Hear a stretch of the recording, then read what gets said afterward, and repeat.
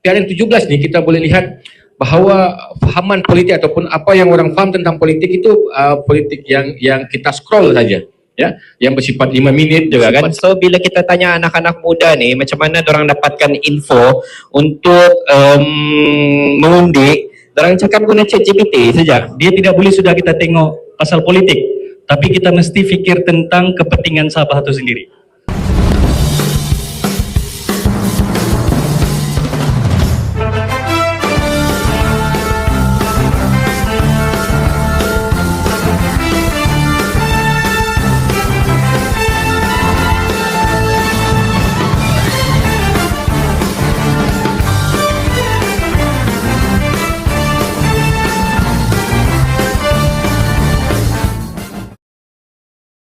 Kita pergi kepada soalan yang kedua.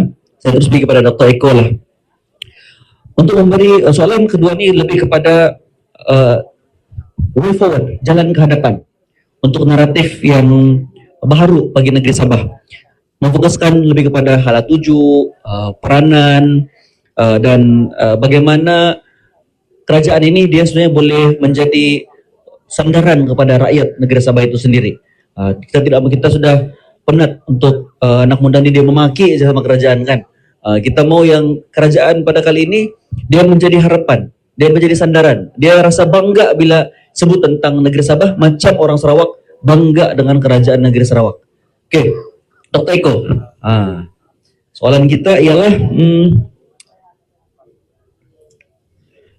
bila kita cakap tentang naratif yang baru kan tadi tu, tentang harapan orang muda begitu.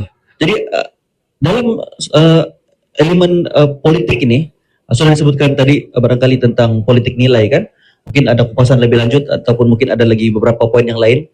Apa sebenarnya yang kita perlu ubah ini untuk sekurang-kurangnya kita boleh menjadi, kalau tidak menjadi pun kita boleh rasa anak-anak muda dia boleh bangga dengan adanya kepimpinan macam negeri Sarawak yang dia boleh berdiri sendiri, dia boleh mandiri, dia boleh bersuara, dia ada power untuk orang meminta sesuatu kepada persekutuan, dan persekutuan barangkali sama ada dia pada posisi yang kuat atau lemah, dia tidak boleh semudah cakap tidak kepada negeri kita nih, dari aspek politik. Silakan. Kapal terbang balik-balik limpas lah. Okay. Saya melihat dalam dua kerangka politik lah. Yang pertama rakyat kebanyakan sebagai pengundi. Yang kedua aktor politik itu sendirilah, hubungan pusat dengan negeri. Bagi saya kalau kita bincang tentang PRN 17 dan juga PRN sebelumnya, kita banyak membincangkan tentang persoalan kuantiti. Kan harus berapa, kita harus tingkatkan penyertaan wakil daripada wanita. Sekurang-kurangnya kita katakan 30%. Kan? Anak muda kita katakan boleh menjadi kepada kingmaker kepada politik baru Sabah, ya, lebih daripada 53% ataupun sekitar 52% lebih kan, pengundi muda, ya, 40 tahun ke bawah lah. Jadi semuanya ini kita bincangkan tentang kuantiti, kita tidak membincangkan persoalan tentang kualiti kan. Kita hanya melihat angka itu sebagai suatu yang penting, ya, sebagai suatu aspirasi yang baru yang boleh menjelmahkan tentang apa-apa kehendak daripada bawahan di bawah ke pusat. Kita tidak membincangkan tentang daripada 30% itu berapa, apa kualiti yang harus diwakili oleh seorang wanita yang harus bertanding. Kan? Daripada 53% itu apa yang harus ada dalam benak fikiran ataupun imajinasi politik pengundi muda. Kita hanya bincangkan persoalan-persoalan yang melibatkan kuantiti. Ya, jadi kuantiti sebenarnya tidak bersifat long term, dia bersifat jangka panjang. Ya, jadi kita perlu juga melihat persoalan-persoalan yang abstrak sifatnya, yang tidak boleh dilihat tetapi boleh kita rasakan. Ya, jadi bagi saya yang paling penting adalah tentang literasi politik, pengetahuan politik. Ya. 53% itu tidak akan ada maknanya jika tidak ada pengetahuan politik yang baik. Ya. Jadi makanya generasi baru itu dia harus paham tentang politik. Pengetahuan tentang politik itu perlu dibesarkan ya. Jadi dalam PRN 17 nih kita boleh lihat bahawa fahaman politik ataupun apa yang orang faham tentang politik itu politik yang kita scroll saja, ya, yang bersifat 5 minit, bersifat 1 minit, ya, kita faham daripada pentas TikTok. Ya, kalau dahulu orang faham tentang politik ini pada pentas campaign lah, kan. Tetapi hari ini orang semuanya yang segera sifatnya, ya, yang mahu tengok cepat lah. Ya, jadi dia tidak memahami tentang apa itu falsafah politik yang sebenarnya. Dan ini sebenarnya sudah berlangsung lama, kan. Daripada British sebenarnya kita tidak diajarkan tentang apa itu politik. Kita diajarkan bagaimana menggerakkan demokrasi. Kita terus diajarkan tentang bahwa demokrasi ini pilihan raya 1955, ya, Sabah 1962 misalnya ada pilihan majlis perbandaran, ya. Begitu juga dengan selepasnya. Kita tidak diberikan pemahaman tentang apa itu demokrasi, apa itu politik, ya. Jadi pengetahuan politik ini bagi saya itu yang perlu ditanamkan terlebih dahulu. Ya, dengan adanya pemahaman ini barulah dia akan mempengaruhi kepada gerakan-gerakan di luar daripada individu. Dia akan mempengaruhi seperti mana aspirasi lokal dalam konteks nasional, ya. Mempengaruhi kepada aspirasi tempatan kepada wakil-wakil calon yang ingin dikemukakan. Ya, jadi literasi politik bagi saya ini sangat penting, ya. Kenapa saya katakan penting? Sebab kita semuanya ini ada dua identiti sebenarnya, ya, yaitu yang saya katakan sebagai wujud dahulu, wujud kemudian. Saudara Azizul sebenarnya, misalnya, kan, ada satu identiti yang kita warisi secara temurun tanpa kita minta.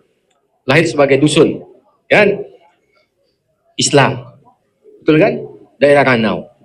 Ini semuanya adalah yang kita warisi tanpa kita minta. Tetapi sebenarnya boleh mempengaruhi kepada tindakan-tindakan kita di luar daripada kita punya diri. Ya. Kita memilih contohnya parti yang berasaskan kepada keetnikan kita.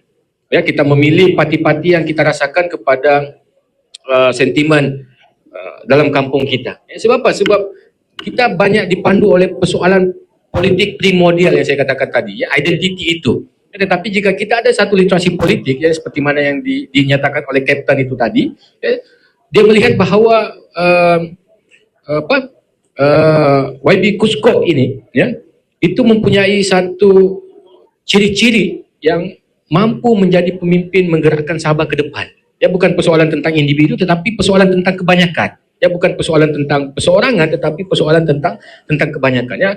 Mengangkat persoalan-persoalan lokal dalam konteks nasional, ya. Mengangkat persoalan-persoalan golongan terpinggir, ya, kepada pusat, ya. Mengangkat golongan-golongan minoriti, ya, dalam konteks wacana majoriti. Ya, jadi literasi politik bagi saya itu sangat penting untuk ditanamkan terlebih dahulu.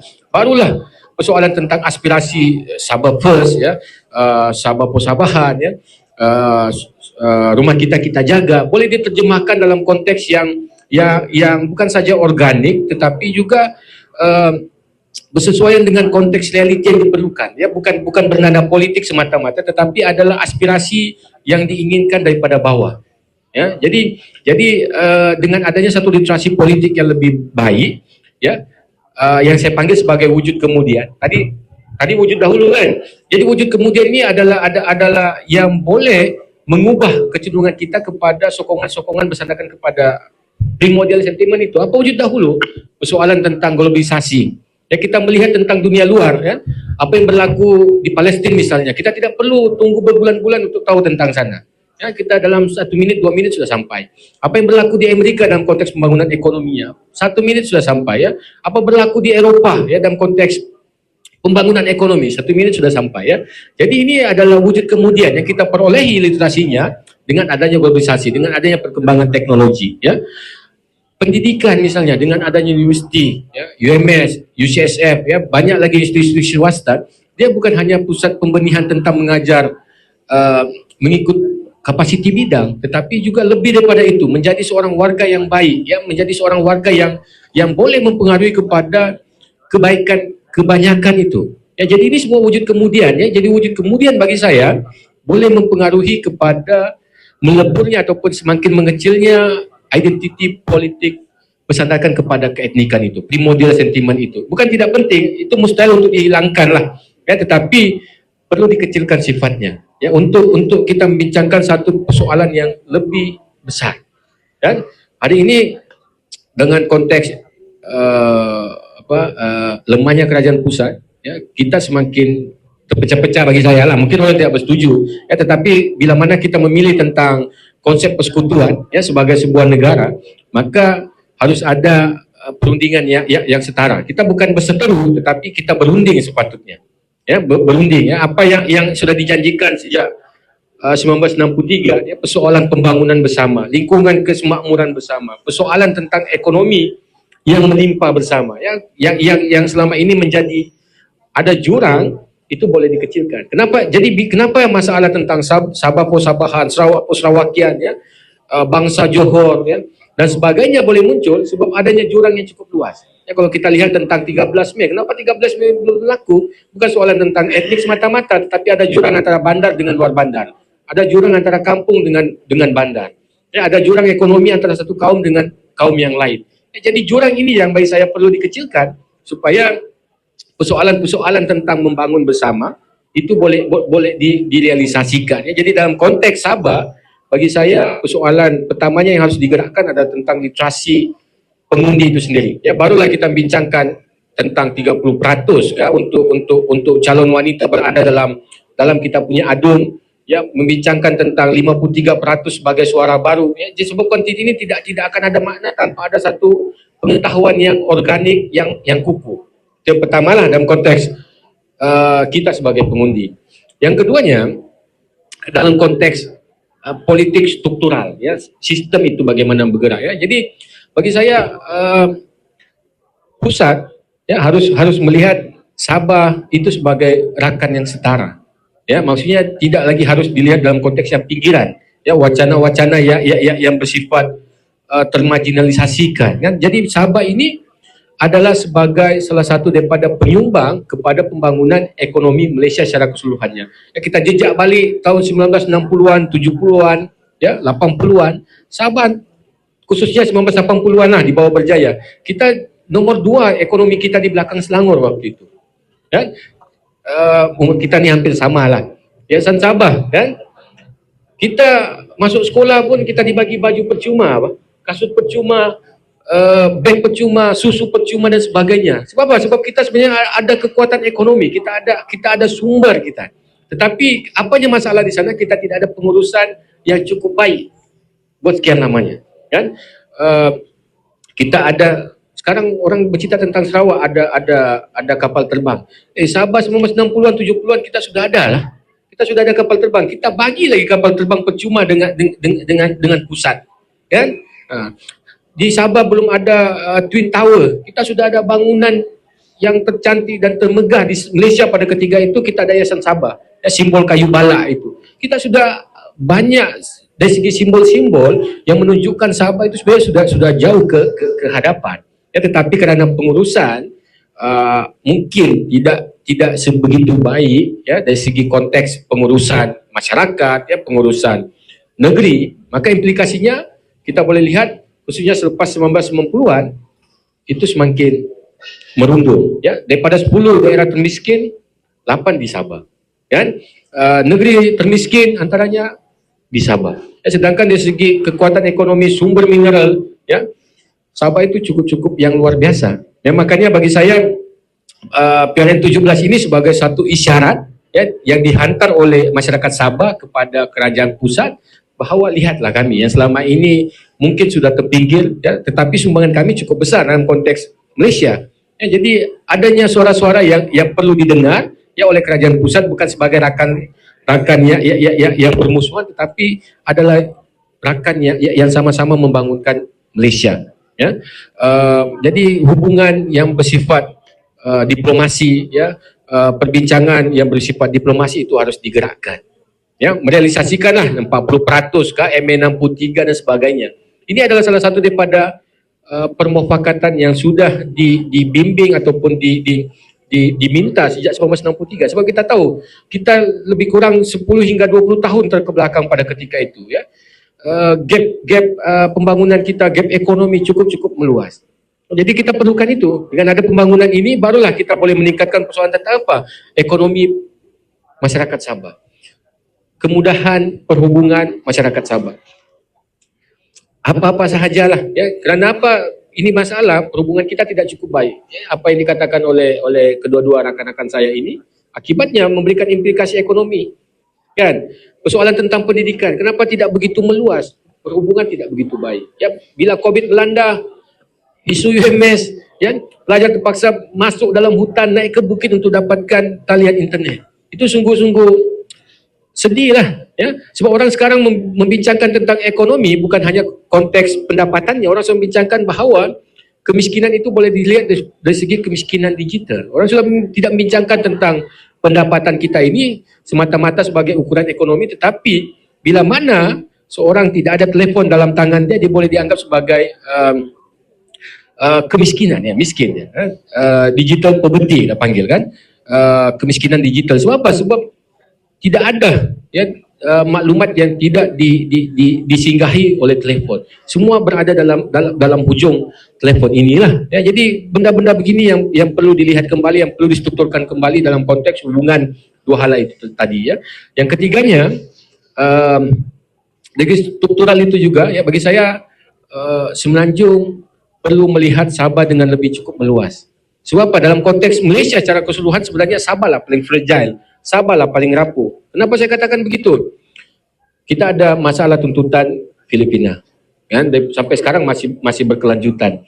Sebenarnya kita ada pengalaman 1968, tapi orang banyak tidak tahu, yaitu adanya operasi Merdeka yang mana Marcos pada ketika itu ada usaha untuk merampas Sabah. Dia panggil sebagai Jabidah, ya, peristiwa Jabidah. Ya, kita ada pengalaman ini hampir. Sebab itu kita tidak ada kedutaan Filipina di Sabah. Kita tidak ada itu. Sebab sebagai respon kita atas tindakan-tindakan yang boleh mengganggu kedaulatan. Ya, kita ada masalah dengan Laut Cina Selatan. Ini semua di Sabah. Kita ada pengalaman 1985-86. Rusuhan Sabah Riot lah, ya. Kalau di Semenanjung dia panggil sebagai rusuhan kaum, tapi di Sabah kita panggil sebagai rusuhan Sabah, ya. Semenanjung rusuhan antara kaum. Di Sabah elemen-elemen agama itu cukup besar, ya. Di Masjid Negeri Sembulan dicat simbol cross lah, ya, salib, ya, untuk persaingan ataupun menangkap sikap penyatuan antara Bumiputra Islam melawan Bumiputra bukan Islam. Ya, jadi kita ada masalah-masalah dari segi ini. Jadi, maka sebab itu saya katakan pusat harus memerhatikan Sabah itu dengan cukup berhati-hati. Sebab apa? Sebab kita ini cukup fragile. Kalau tidak diurus masyarakat dengan baik, ya, kemajmukan kita ini berpotensi untuk mencetuskan masalah antara sama kita sendiri. Kalau kita ada pengalaman imajinasi, ya, jika tidak diurus dengan baik, masalah kedaulatan kita mungkin boleh terancam. Ya, tuntutan Pantai Timur oleh Filipina, Laut Cina Selatan oleh banyak tuntutan bernegara. Ya, kita ada pengalaman Jabidah, yang saya katakan tadi, ya. Jadi kita memerlukan satu kerjasama dengan pusat, ya, untuk melihat kembali posisinya tentang keselamatan di Sabah. Ya, dengan keselamatan yang baik, maka ide tentang ekonomi itu boleh dijana. Ya, jika tidak ada keselamatan, ketakutan itu muncul, maka orang tidak akan datang untuk melabur. Ya, masyarakat takut untuk berniaga, ya. Orang-orang daripada luar, pelancong dan sebagainya takut untuk datang. Jadi secara tidak langsung akan membawa implikasi kepada ekonomi dan juga hubungan sosial antara masyarakat di Sabah. Ya, jadi bagi saya itu dahulu, ya, konteks-konteks yang perlu diperhatikan sebagai wadah baru, ya, antara pengundi, antara hubungan pusat dengan negeri, ya, dan selebihnya mungkin kita boleh bawa dengan kesetukan masa ini, sebab ada perbincangan kan, ya, dengan rakan-rakan lah. Terima kasih. Oke, terima kasih Dr. Eko. Jadi kupasan yang begitu baik sebenarnya tadi, untuk kita mengubah naratif politik di negeri Sabah ini, ada 3 perkara yang telah dinyatakan sebenarnya tadi. Yang pertama, literasi politik. Dengan tidak adanya kesadaran tentang real politik yang berlaku dan memahami macam mana menjalankan aktiviti demokrasi itu secara tuntas, maka kita masih lagi ada segmen pengundi yang mengundi berdasarkan kepada tadilah sentimen etnik, dan satu juga yang besar juga untuk kita perlu sadar dan masih lagi mendasar menjadi kanser dalam masyarakat kita, khususnya di kawasan luar bandar, adalah itu politik wang itu. Jadi literasi politik ini yang sudah mula bercambah di literasi ini biasanya berlaku di sekitar kawasan bandar, ya dokter, dan pinggir-pinggir bandar. Itu boleh memberikan satu harapan baru kepada politik kita yang ada sekarang. Dan hubungan antara Semenanjung dengan Sabah, saya ingat kesenjangan yang berlaku ini cukup-cukuplah jarak kita. Rekan-rekan barangkali, mana kawan saya sini, Saudara Jarel, baru sampai dari Kuala Lumpur tadi, semalam dari Thailand. Terima anugerah Asian Leadership. Bagi tepukan sedikit dengan beliau. Dia baru turun daripada kapal terbang tadi. Sudah pasti bila kita cakap tentang pembangunan, dia pun pikir, tadi di KL baru lalu highway, syok saya akan meluncur saja. Kita di KK ini masih banyak lubang-lubang, dan sampai berita yang lebih sedih adalah ada juga antara penunggang rider kita di kalangan pemain gig ekonomi ini, bawa Grab, meninggal di dalam bandar sebab terlanggar dengan lubang. Jadi macam mana kita mau melihat ini sebagai satu yang diterima saja, ataupun kita perlu menuntut hak kita sepatutnya, di samping pemimpin sendiri perlu amanah dan telus ya. Dan ketika tentang soal keselamatan itu juga saya ingat satu yang boleh menjawab kepada cabaran yang kedua, bila mana kita tidak ada keseimbangan di antara pembangunan dan sumber-sumber yang kita dapat itu tidak dikembalikan tempat kita, maka wujudlah antara gerakan-gerakan yang lebih radikal, dokter ya, seperti keluar Sabah Sarawak keluar Malaysia, dan gerakan ini saya ingat sekarang belum berhenti, dokter ya, masih berada, tapi orang banyak berbekalan di luar negara. Dan bila kita tentang soal keselamatan, dia tidak akan mudah untuk saya tidak kata saya setuju untuk kita keluar, tapi bila kita menyatakan tentang Sabah perlu independen dan menjadi sebuah negara berdiri sendiri, bagaimana tentang keselamatan kita? Dia bukan sesuatu yang mudah untuk bermain dengan sentimen semangat semata-mata, tetapi kita perlu berpijak pada bumi yang nyata lah. Dokter ada mau tambah? Mungkin nanti saya soal jawab lah kan. Soal jawab. Okey, baik. Masa cukup singkat lah, tapi Ya. saya boleh ulas nanti. Okey, baik. Satu perbincangan yang panjang untuk setiap orang ni sebenarnya perlu makan masa 2-3 jam nih seorang. Okey, kita pergi kepada ekonomi lagi bersama dengan Dr. Izan ya. Okey. Sama juga soalan kita sebenarnya. Kalau kita mau melihat ekonomi Sabah ini berubah ke satu tahap yang lebih maju, lebih baik pada masa akan datang, khususnya dalam penggal yang seterusnya ini, kepimpinan Kerajaan Perpaduan Negeri Sabah yang diterajui oleh JRS ini, apa naratif ekonomi yang wajar dan perlu dipertimbangkan, perlu diambil oleh kerajaan negeri agar ekonomi kita meningkat, peluang pekerjaan dapat disediakan, dan semua orang merasa Sabah adalah tempat cari makan, bukan sekadar tempat untuk lahir dan meninggal saja. Silakan, Dr. Izan. Okey, untuk menjawab soalan ni kan, dia berkenaan dengan naratif kan. Kalau kita di bawah ni kan, kedai-kedai kopi kan, kita peduli apa dengan naratif ni. Jadi pada pandangan saya kan, selain untuk kerajaan pada hari ini, dorang yang sepatutnya control the narrative lah. Okey, macam mana control the narrative tu? Masalahnya kita ada pemimpin baik daripada menteri atau pembantu menteri dan ahli-ahli politik yang beranggapan memberi penerangan itu tidak penting. Bagi mereka, biarlah saya buat kerja, tidak payahlah kasih tahu orang. Tapi saya rasa zaman sudah berubah. Kami pun ada sesi podcast juga kan. So bila kita tanya anak-anak muda ni macam mana dorang dapatkan info untuk mengundi, dorang cakap guna ChatGPT saja. Guna ChatGPT, tanya soalan di dalam ChatGPT, itulah yang akhirnya saudara senarai dia. Lepas tu dapat dia buat spinning wheel. Tekan app spinning wheel, okey, undi. Inilah dia undi. Jadi kita jadi untuk kita kita perlu nasihat lah. Dato' Iwan dan jemaah menteri, pembantu menteri ni, mau tidak mahu mereka perlu terima kepentingan social media itu. Zaman ini zaman IT, zaman social media, mereka perlu bagi tahu setiap aktiviti yang mereka lakukan lah, especially related to orang punya kementerian. Dan kalau kita boleh ke depan lagi kan, kita sepatutnya boleh minta dengan kerajaan ini untuk dorang ada satu wakil spokesperson. Kalau dekat kerajaan persekutuan kita ada Datuk Seri apa sudah tu Fahmi Fazil yang akan menjadi spokesperson. Dia akan kontrol naratif lah. Kalau kita tengok international,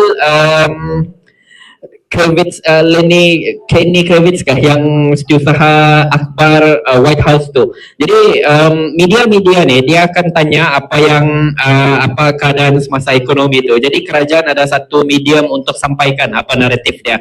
Jadi untuk kita cerita pasal kita minta kerajaan negeri ini untuk kalau boleh proaktif lantik sesiapa daripada kalangan menteri itu untuk bagi tahu apa yang dorang sedang rancang dan sedang jalankan dan apa yang sudah berjaya untuk dorang selesaikan lah. Okay, tidak perlulah tiap buat hari-hari. Actually sebulan sekali selepas mesyuarat kabinet pun sepatutnya okay sudah. Jadi kita rakyat di bawah ni tahu. Okay, jadi kalau kerajaan diam-diam dah buat begitu, kita pun spekulat lah nak buat kerja orang tu makan projek saja begitu. Jadi tapi bila kita tengok budget yang dibentangkan oleh Datuk Seri Masidi kemarin, dia akan cerita pasal development. Okay, development. Jadi mau nak mahu kita mesti juga masalah 3 serangkai ataupun anak muda ni cakap AJK, air, jalan dan karan. Okey, ini tidak kompromi. Mesti selesaikan, selesaikan ditangani dalam penggal ini. Pasal apa? 3 benda ini dia akan merupakan kunci utama untuk menarik pelabur. Kita tengok bekalan air di Sabah ni sebenarnya dah sampai 90%. Pelabur dah suka tu. Dia tanya kenapa 90% bukan 100%. Kalau 80%, kalau saya punya kilang terjejas, siapa yang akan tanggung kos itu? Sama dengan elektrik. Elektrik dah sampai 100%. 91, tidak. Sebelum COVID tu kita mencapai 95% gitu. Tapi after COVID tu jatuh di bawah 90%. Jadi kilang pun dah suka. Okay, setengah kilang tu dia cakap 1 minit mati karan kami akan rugi jutaan ringgit. Jadi inilah antara faktor kenapa infrastruktur itu penting untuk menarik kilang-kilang ini dan pelabur ini untuk setup di Sabah ni. Kedua dari ini AJK ini memang tidak kompromi. Kedua, perbezaan harga tu di antara Semenanjung Malaysia dan juga Sabah Sarawak. Dulu zaman Najib kita ada satu Malaysia. Jadi kami selalu ketawakan lah, satu Malaysia dua harga. Harga besi di Semenanjung sama harga besi di Sabah lain. Harga roti gardenia di Semenanjung sama harga roti gardenia di Sabah lain. Harga kopi sana RM5, kita sini RM18. Jadi macam yang Dr. Eko cakap, bandar dan luar bandar tu jurang ekonominya sangat besar. So bila kita cerita sangat besar, kalau kata yang saya pelabur kan, kenapa saya mau melabur di luar bandar? The cost is very high. Dia punya cost sangat tinggi. Mungkin kalau saya melabur di KK, saya perlukan 1 juta. Tapi kalau saya melabur di luar bandar, saya perlukan cost mungkin 1.5 juta. Ini 500,000 siapa mau tanggung? Saya yang tanggung. Mana boleh? Jadi bagus saya buat kilang di KK. Tapi bila kita cerita pula di Semenanjung, kos untuk buat kilang di Semenanjung 800,000 pula. Daripada saya buat di Sabah, bagus saya buat di Semenanjung. Jadi gara-gara perbezaan harga ni meletakkan Sabah di satu kedudukan yang disadvantage. Dalam Melayu apa? Disadvantage, kedudukan yang tidak baik lah. Kurang beruntung lah untuk negeri Sabah ni. Jadi apa kerajaan negeri perlu buat? Kita ruling dengan kerajaan persekutuan untuk sama ratakan harga ni. Dan kami sudah hantar proposal lah, kita panggil price equalization. Kita samakan semua harga ni dalam bentuk subsidi.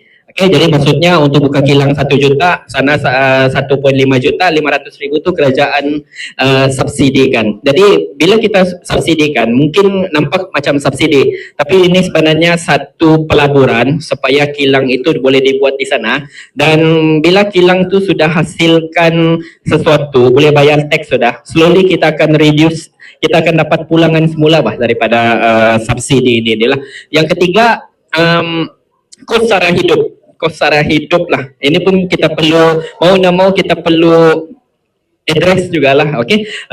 Kau secara hidup ni kita boleh cerita macam-macam lah, itulah, inilah, itulah. Tapi yang paling kritikal di Sabah ni sebenarnya adalah traffic jam.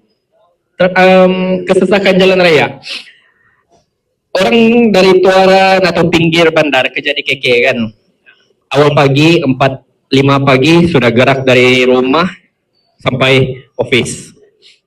Terpaksa keluar duit untuk breakfast instead of masak di rumah dan lebih jimat. Lepas tu balik ke rumah, keluar office jam 5 sampai rumah jam 8-9 malam.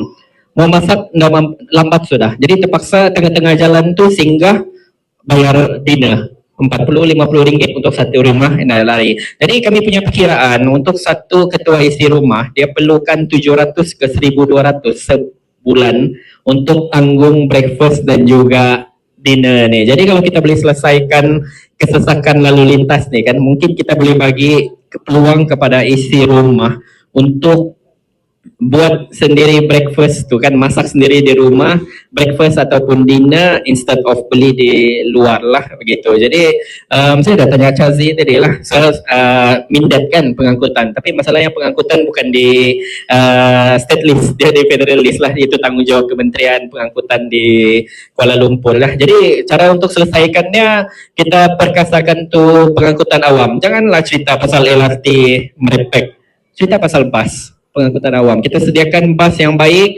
laluan untuk bas tu supaya dia tidak jam, mendapati masa.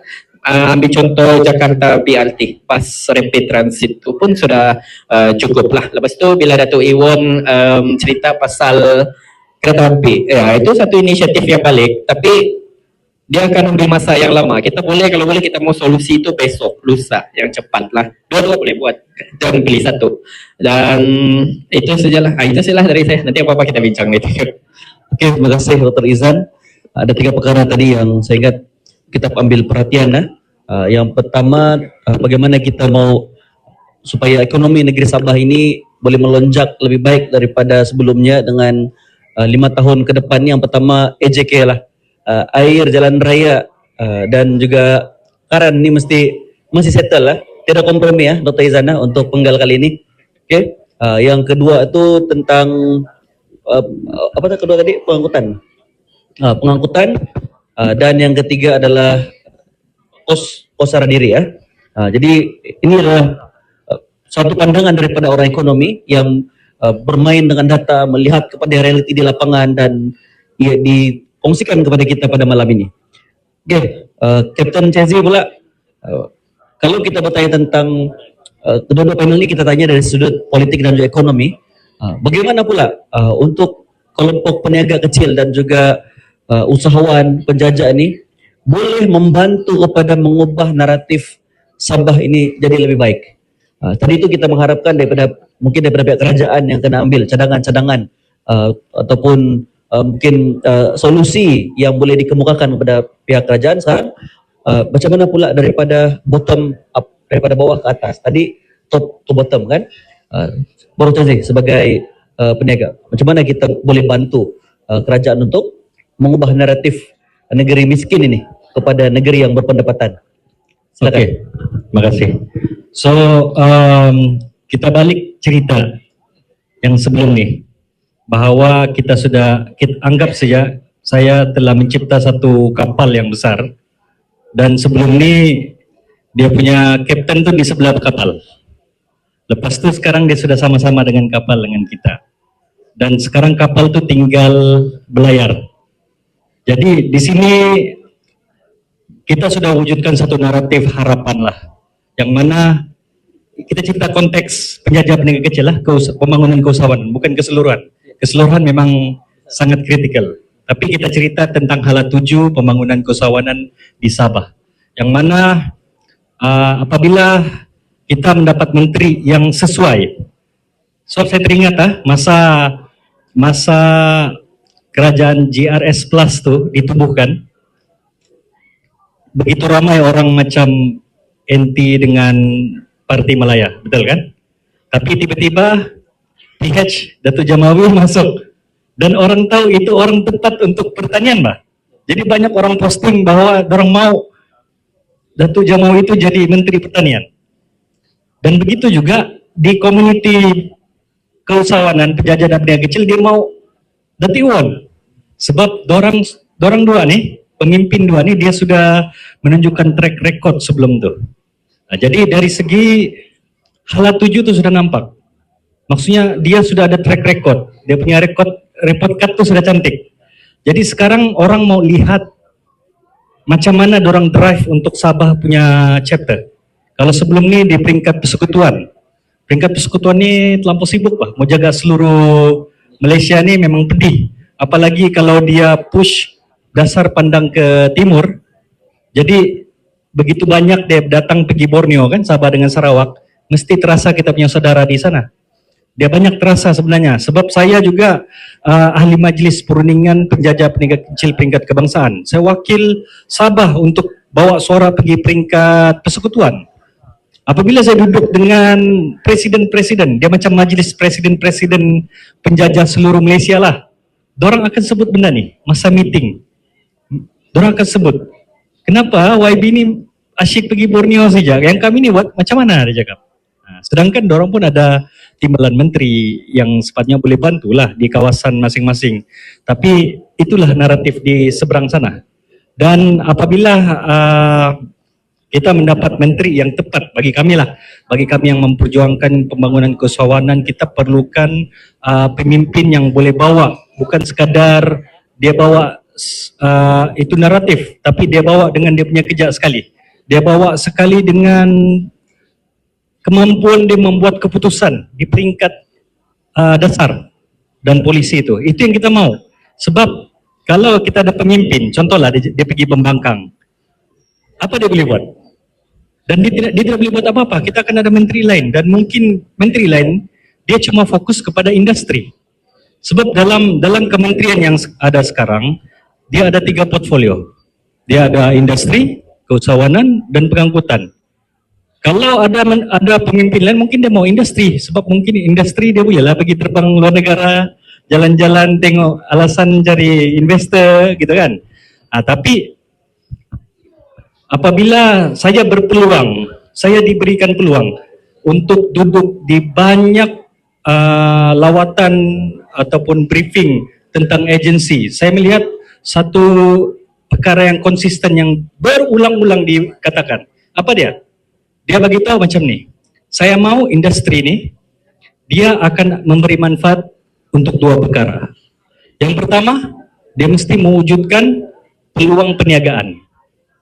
Rakyat di bawah ni dia mesti akan ada manfaat di taman-taman perindustrian. Sama ada jadi supply chain ataupun buka tapak baru dan kita pikir macam mana insentif untuk dorang buka kilang, buka kedai dan sebagainya di situ. Yang kedua, bagaimana supaya rakyat di sekitar tu dapat peluang pekerjaan. So ada dua perkara ni untuk dia dapatkan dia punya pendapatan lah.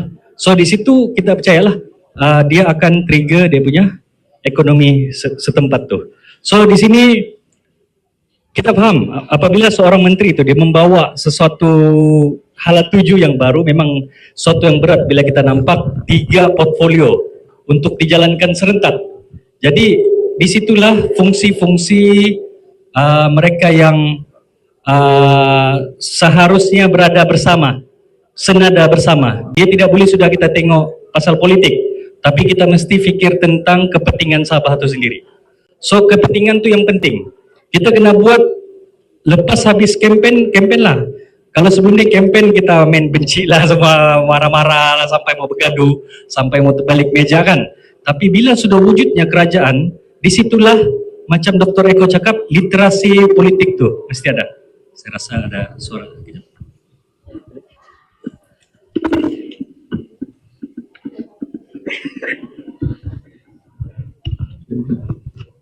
Hello, okay. So, disitulah dia akan kembali kepada literasi politik.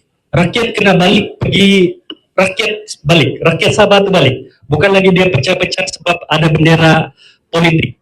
Waktu kempen itu memang normal untuk kita bergaduh, berterbalik apa semua. Tapi bila sudah ada kerajaan, disitulah fungsi kerajaan. Ini pun kita tentu tentang tabat kita bagi tahu kerajaan ini dia kena ada orang yang tolong explain tentang hala 7 tuh. Jadi rakyat ini dia mesti ada tuh keterbukaan untuk menerima tentang apa sih yang hala 7 yang diberikan. Jadi mesti ada orang yang explain sampai orang paham. Nah, jadi disitulah di sudut keusahawanan penjajah dan pedagang kecil ini kita boleh membantu kerajaan. Jadi kalau sebelumnya mungkin saya di bendera lain, tapi apabila dorang menjadi satu kerajaan perpaduan, maka itu kerajaan kita. Kan kita mau jadi tukang spoil kan? Sebab dia sudah jadi satu kerajaan yang stabil lah kita lihat, sebab sudah ada 53 kursi kerajaan tuh, dan 53 kursi itu mungkin tidak ramai paham kenapa 53 kursi. 53 kursi itu bermakna dorang boleh buat keputusan di dalam kabinet.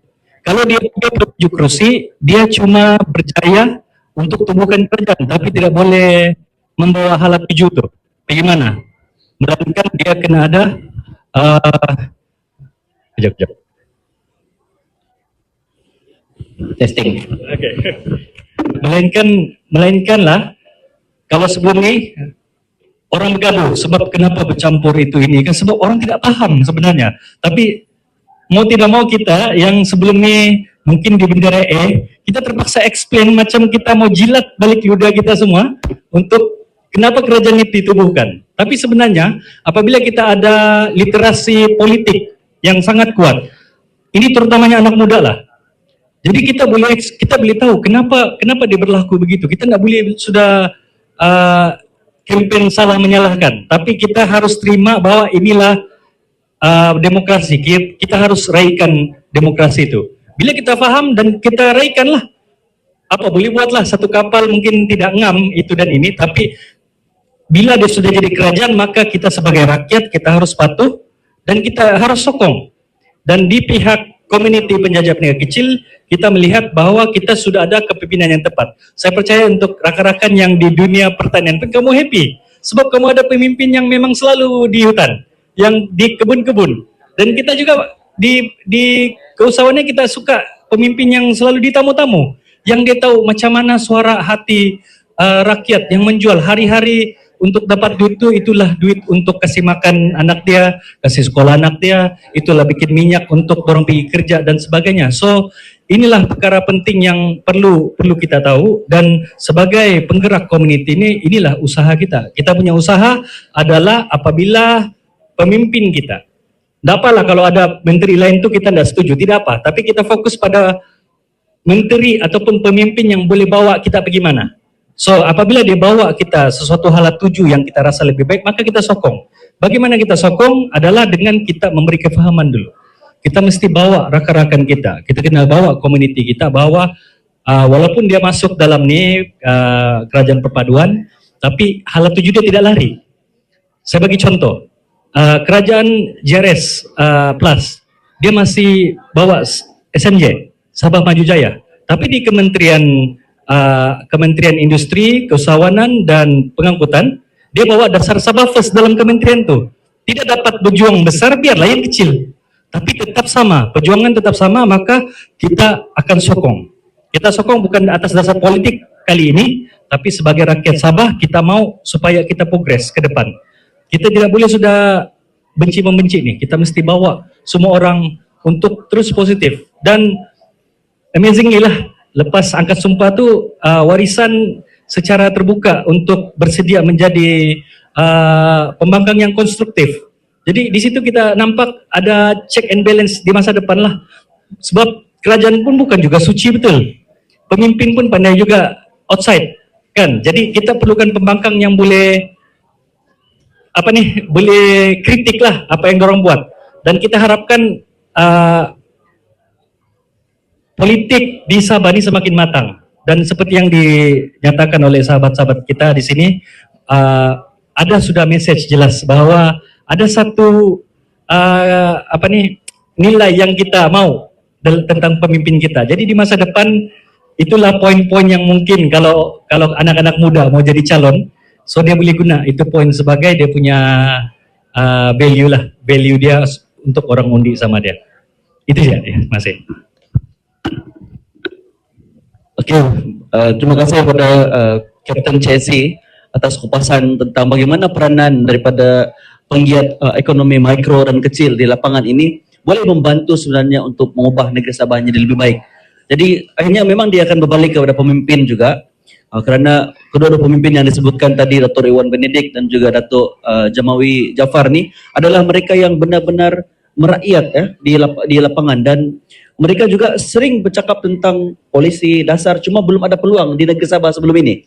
Jadi bila diorang diletakkan di posisi yang betul dengan kerja dan rekod yang membumi, Datuk Jamawi kerap di kebun bercakap tentang durian, avokado, sekarang berlaku kalau rakan-rakan besok masih di KK, masih ada free, pergi ke festival durian di dekat Podak sana. Itu inisiatif daripada persatuan yang digerakkan oleh Datuk Jamawi sendiri, dan di peringkat Kementerian Keusahawanan, Perindustrian dan juga Pengangkutan juga, Datuk Iwan kita nampak waktu dia jadi menjawab jawatan sebagai Menteri Kuskop, tamu-tamu daerah di desa-desa nih dibikin bumbung dan dia sebagai dewan terbuka. Jadi nenek kita, bapak, mama kita yang di kampung-kampung nih, tidak payah sudah berpanas berhujan, memasang kemah. Bapak saya juga adalah anak daripada penjajah. Saya ingat dulu masa kecil menjajah di Tamu Kelombong, Tamu KPD, Tanjung Lipat nih, kena bangun awal pasang kanopi semua. Jadi di kampung-kampung tidak payah sudah begitu. Jadi kita mau kita mau pemimpin yang merakyat, yang paham dari rakyat kebanyakan di negeri Sabah. Karena realitinya di Sabah ini, negerinya kaya, tapi kekayaan itu berlegar di sekitar beberapa peratus saja. Rakyat kebanyakannya tidak merasai, lebih-lagi yang berada di luar-luar bandar ini. Setuju, Bro Sazi. Oke, jadi kita sudah sampai ke dua pusingan, cukup panjang, tidak sadar masa berlalu dengan begitu cepat sekali, ya terutama yang bercakap lah, kalau mendengar barangkali panjang juga ini kan. Oke. Dan kupasan tadi itu ya kalau ya kita pun buat secara terbuka, kopi-kopi santai saja, tidak ada format yang khusus dan tidak ada tapis-tapis. Tiga-tiga panel ini kita tidak bagi dia rujukan jawaban, terpulang kepada mereka untuk melontarkan apa yang berada dalam kemahiran pikiran masing-masing. Oke, masa agak lewat juga, sebab selepas ini kita tidak mau ambil masa terlalu panjang. Kita masih ada tim basking yang akan menghiburkan penonton di sini. Jadi kita boleh bagi beberapa soalan lah di lapangan. Oke, kita sudah ada saya punya brother di sini yang sudah bersedia dengan soalan. Saya ingat dia sudah simpan soalan dari kemarin nih. Oke. Oke, minta tolong JK bagi mikrofon. Baik.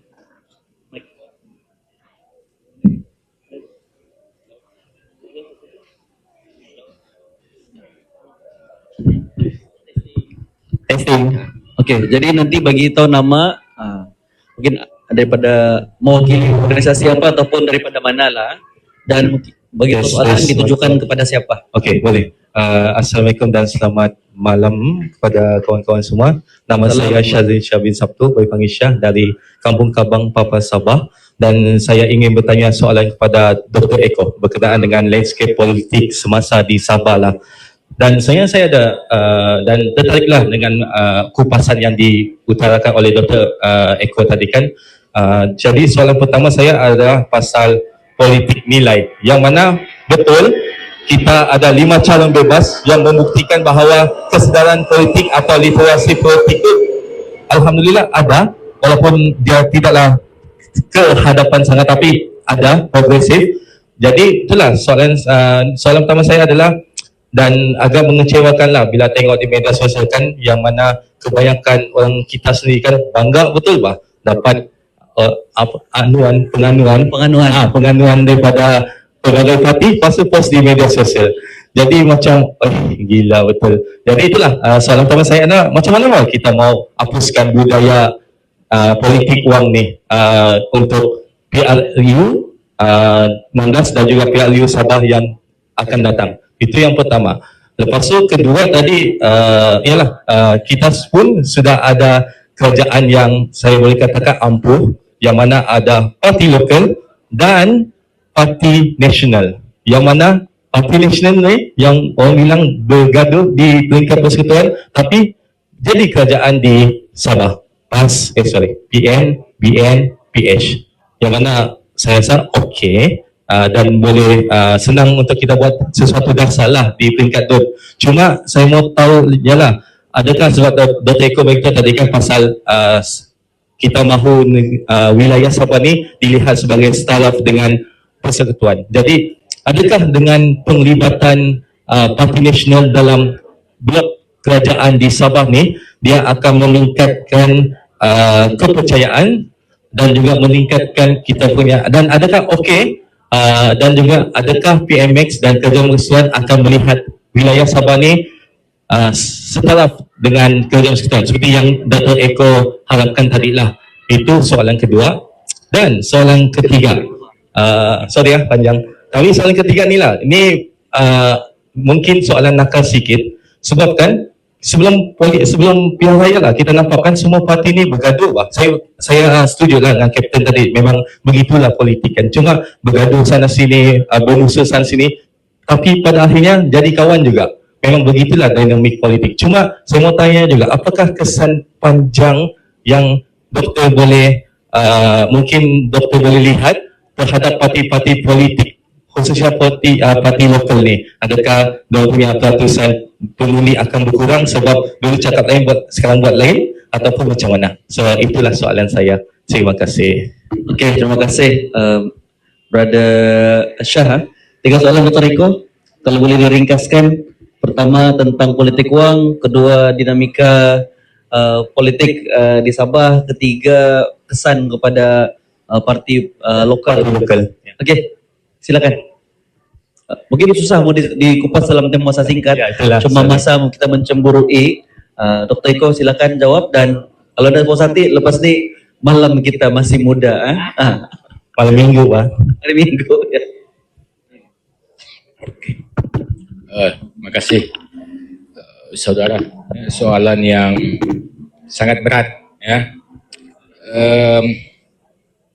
Saya coba jawab ya, daripada saya punya perspektif ya. Mungkin rakan-rakan lain ada, masing-masing kita ada perspektif ya, yang kita bangunkan berdasarkan apa yang kita baca, apa yang kita telusuri, apa yang kita pahami lah. Yang pertama, politik wang ini sudah boleh dikatakan menjadi darah daging ya. Jadi bila kita katakan sebagai darah daging, usaha untuk memberteras, usaha untuk menghapuskan, dia tidak mengambil masa setahun, 2 tahun, 3 tahun. Dia memerlukan satu proses yang panjang ya. Biasanya mengambil masa pertukaran generasi ya, perubahan dari segi landscape politik ya, adanya media baru ya, semuanya ini boleh memberi sandaran baru kepada apa yang diimpinkan oleh mungkin generasi baru ya. Jadi saya melihat bahawa budaya politik wang ini tidak akan hilang dalam sekelip mata. Kan sejak kalau kita lihat 1960-an, newspaper sudah bincangkan persoalan tentang itu. Ya, bagaimana wang itu menjadi salah satu daripada sandaran yang bakal menentukan kecenderungan sokongan. Ya, tetapi pada PRN 17 wang itu di setengah tempat juga tidak berjaya dilaksanakan seperti mana yang dipengaruhi sebelum ini. Ya, jadi saya melihat dengan adanya yang saya katakan tadi, imajinasi politik baru, ya, dengan adanya YB baru yang dikatakan sebagai mewakili kehendak baru, ya, aspirasi masyarakat kebanyakan itu boleh akan pergi lebih jauh, ya, melangkaui sempadan Karambunai, melangkaui sempadan Kukusan, melangkaui sempadan Merotai. Ya, orang Tawau mengimajinasikan YB-nya itu seperti mana YB Karambunai. Ya, orang di luar daripada Parlimen Kalabakan mengimpikan seperti mana YB di Merotai. Ya, jadi ini ya akan bergerak. Kita tidak bergerak secara revolusi. Saya percaya kita akan bergerak secara evolusi, bertahap. Ya, dan mungkin akan sampai satu tahap di mana orang percaya bahawa wang bukan segala-galanya. Wang bukan lagi penentu kepada kecenderungan politik, ya, tetapi bagaimana hikmat itu akan menjadi salah satu kriteria yang bakal menentukan diundi ataupun tidak. Jadi orang sudah bergerak ke situlah. Jadi saya katakan mungkin mengambil masa, tidak segera dengan PRN 17 dan sebagainya. 18 ya. Yang keduanya soal apa tadi? Yang keduanya. Oke. Politik ini dinamik sifatnya. Dia tidak statik. Dia sentiasa berkembang, disesuaikan dengan konteks bukan saja masyarakat, tetapi konteks masa selepas suatu pilihan raya. Ya, jadi itu adalah real politik. Politik ini tidak boleh dilihat dengan suatu yang yang kita inginkan. Tetapi politik ini adalah seni serba mungkin. Apa-apa saja boleh berlaku. Ya, APCO misalnya, ya dianggap selama ini keluar sebab menolak, takut 40% itu akan appeal balik di mahkamah. Tetapi dalam konteks PRN17 lepas itu dia masuk juga bekerjasama dengan Parti Nasional. Sebab apa? Sebab inilah real politik. Ya, kita tidak membincangkan tentang sesuatu yang apa yang kita inginkan, tetapi apa yang kita pikirkan bersesuaian dengan konteks realiti selepas waktu pengundian. Ya, perlunya pembentukan sebuah kerajaan yang stabil, ya perlunya ada satu kerajaan ya untuk menggerakkan tentang ID-ID apa yang ingin dilaksanakan.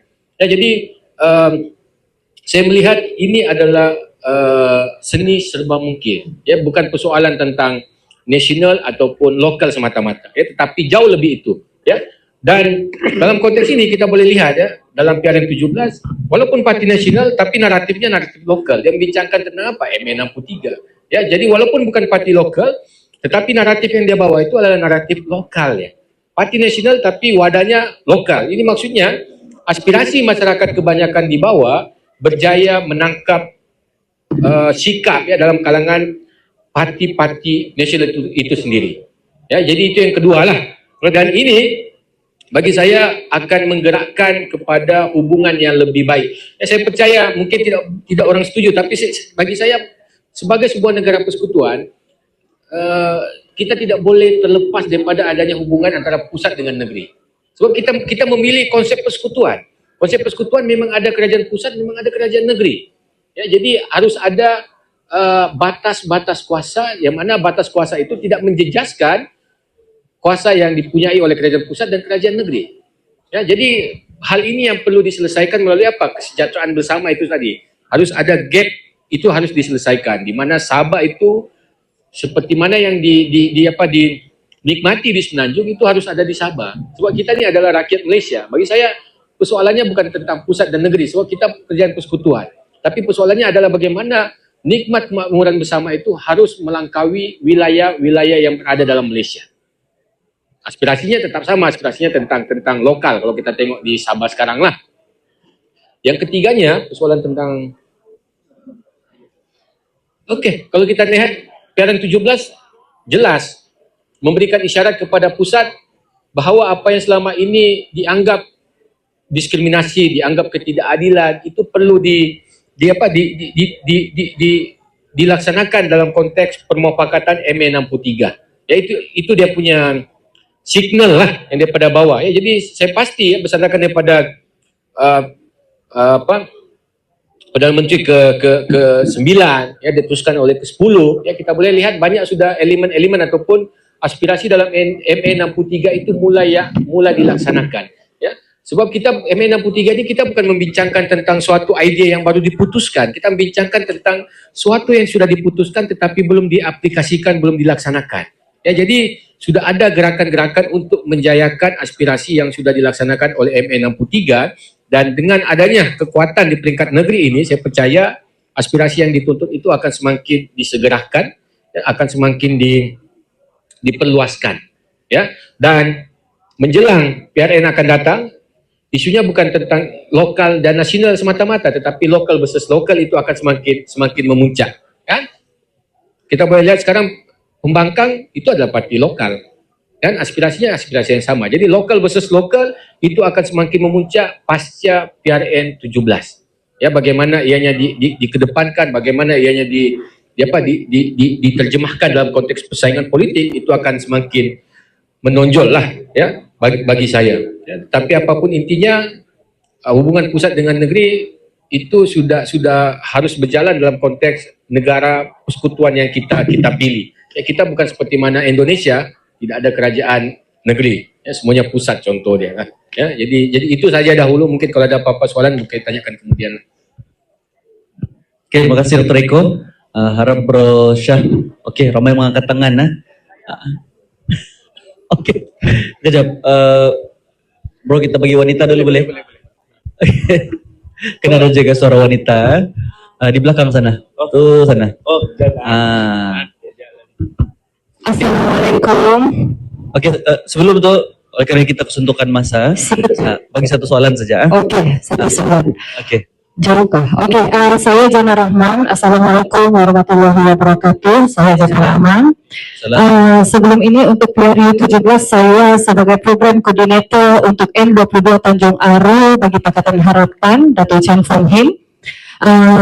Dan walaupun kekecewaan itu telah menyelami lah bagi Pakatan Harapan, terutamanya komponen DAP.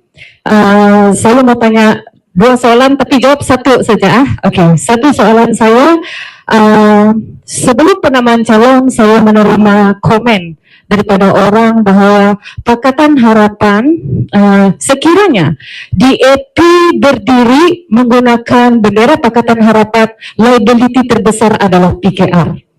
Adakah Dr. Gus setuju? Itu satu. Yang kedua adalah landscape politik ataupun daripada orang Sabah terutamanya. Adakah mereka lebih menerima politik retorik daripada politik track kerja? Sebab bila kita nampak DAP terutamanya Dato' Fung Chize telah membuat beberapa track record dan membuat contribution kepada Sabah sebelum ini dan kalah teruk di Likas. Jadi saya meminta pandangan dari mana-mana panel lah yang sudi menjawab soalan saya. Sekian.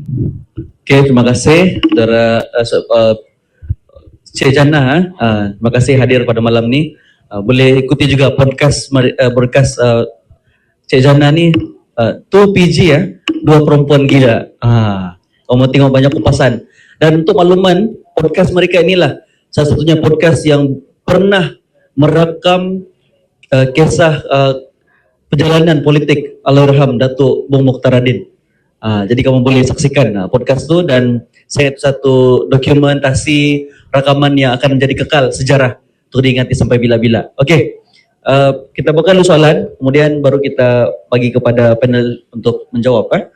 Okay, saya dengar tadi ni saudara Shane ada, terima kasih hadir. Saudara ini pun ada juga soalan tadi kan? Ada berapa lagi? Oh, ada 3. Okey. Mikrofon di mana? Okey, bro, boleh bagi sebelah kanan dulu. Baiklah, selamat petang. Nama saya Shane, merupakan multi-sector entrepreneur dan merupakan pelajar undang-undang. Saya ada satu soal, actually 2 soalan, tapi boleh pilih mana yang mudah untuk dijawab. Baiklah, dalam soalan yang pertama, dalam kerangka pasca PRN Sabah serta wacana pembentukan naratif baharu negeri, apakah 3 keutamaan strategik yang perlu diberikan oleh kerajaan negeri dalam tempoh 100 hari pertama? Dan yang kedua, dan apakah indikator dasar serta mekanisme pelaksanaan yang boleh digunakan untuk memastikan keutamaan tersebut memberi impak yang terukur dan berkesan kepada kesejahteraan rakyat Sabah? Itu adalah soalan daripada saya. Okey, terima kasih Bro Shane. Kalau saya memang dah boleh jawab lah soalan tu. Berasap dari soalan. Dapat kita bawa pakar di sini. Okey. Okey, ada soalan lagi? Okey. Panel sedang berbincang, membagi-bagi soalan. Okey, silakan. Duduk saya. Boleh, silakan. Nama saya Pelexon James, panggil Pelex saya dari Kota Marbu. Selamat malam semua, panel kita. Soalan saya ingin tujukan kepada Dr. Eko dan mungkin panel-panel lain juga boleh jawab. Saya nampak undi kita, satu undi itu kalau kita menelusuri lebih dalam, dia mampu menggerak ekonomi kita. Tapi soalannya di sini, bagaimanakah kita bangunkan satu solusi yang boleh menjadi tekad kita untuk mengangkat soal literasi politik, terutamanya di Akar Umbi. Sebab saya sebagai pemimpin di Akar Umbi, saya nampak masalah ini sangat kritikal. Itu soalan saya, terima kasih. Okey, terima kasih. Brother kita jauh daripada Kota Marudu datang ke sini untuk join sesi kopi-kopi kita. Okey, saya ingat ada satu lagi tadi. Mana? Okey, brother. Okey, silakan Bro Gerald. Okay, so soalan saya kepada Dr. Eko. Actually, saya baru balik dari Bangkok dan kami ada bercerita dengan beberapa pemimpin lah. Dan saya realize yang gaji minimal mereka untuk sehari adalah RM15 kalau kita convert dengan duit kita lah. Kalau kita guna 1.700 tu bersamaan dengan RM65 lah. Jadi almost dalam 4 kali ganda. Tapi bila kami bercerita begitu kan, dia bilang kami rakyat Myanmar sebenarnya cemburu dengan kestabilan politik di Malaysia tu. Tapi apa soalan saya sebenarnya kan, apa yang saya ucap sebenarnya adalah orang luar tengok di tempat kita ni, diorang rasa diorang mau macam kita. Tapi di tempat kita ni kita rasa macam ada saya kurang. Adakah itu patut? Jawapan saya patut. Sebab kita mesti mau tengok ke hadapan, kita tidak mau tengok di belakang. Sebab kita semua lalui apa yang mereka lalui yang dulu tu lah. Jadi persoalan saya sekarang adalah bagaimana satu negara yang maju, contohnya New York, dia boleh pilih pemimpin yang bukan bangsa dia, bukan agama dia, untuk jadi satu benar raya gitu kan, DP mayor. Jadi kita dapat situ dia punya kematangan politik tu sangat matang.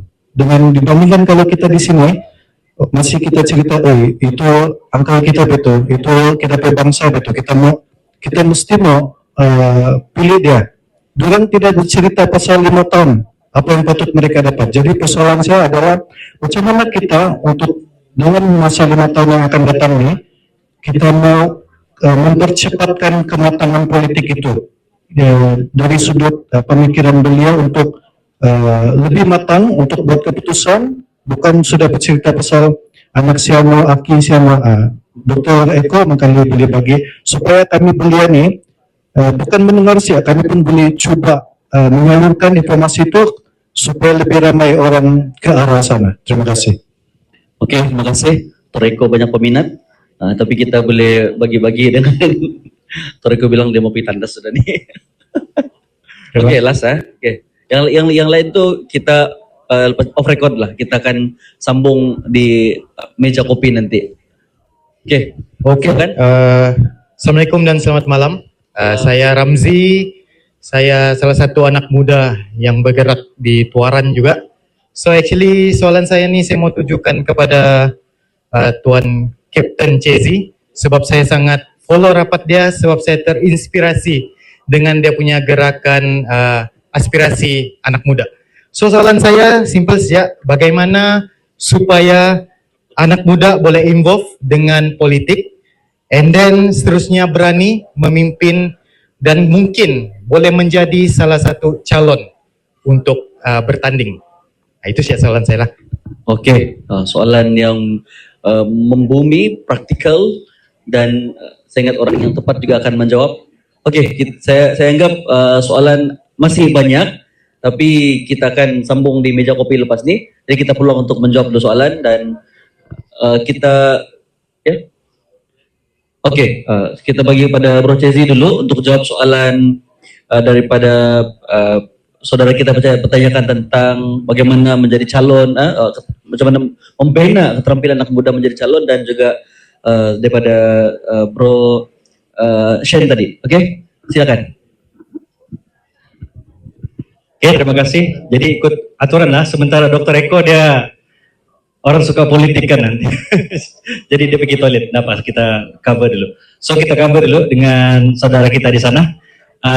Disebabkan kami ini bukan suara kepada kerajaan, tapi kita boleh narrow down sebab saya sangat dekat dengan perjuangan pembangunan keusahawanan. Jadi kita cerita dalam soal kementerian, ada 7 kementerian perindustrian, keusahawanan dan pengangkutan lah.